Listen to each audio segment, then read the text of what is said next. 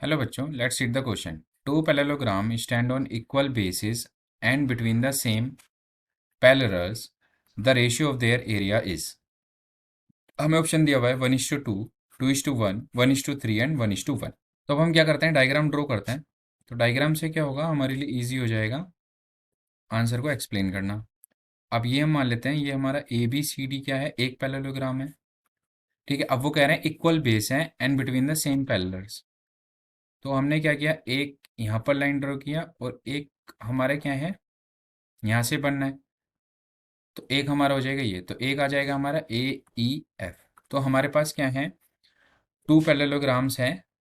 तो अब अगर हम देखें area of parallelogram A B C D, वो क्या होगा, बेस इंटू हाइट होता है, बेस इंटू हाइट।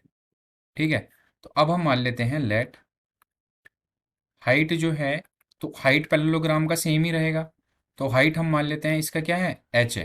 ठीक है, और बेस हमारा दोनों का क्या है, जो बेस है वो किसके इक्वल है, ए बी है।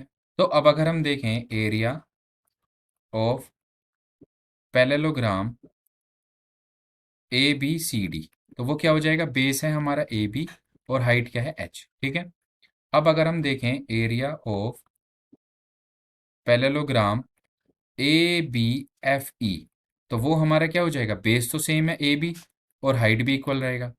तो जो हमारा क्या है, रिक्वायर्ड रेशियो, वो क्या आ जाएगा, area of parallelogram A B C D, जो क्या है ए बी इंटू एच है, by area of parallelogram A B. तो ये हमारा क्या आ जाएगा, ये भी हमारा ए बी इंटू एच आ जाएगा। तो वैल्यू कैंसिल्ड हो जाएगा, तो हमें क्या मिल जाएगा, रेशियो 1:1।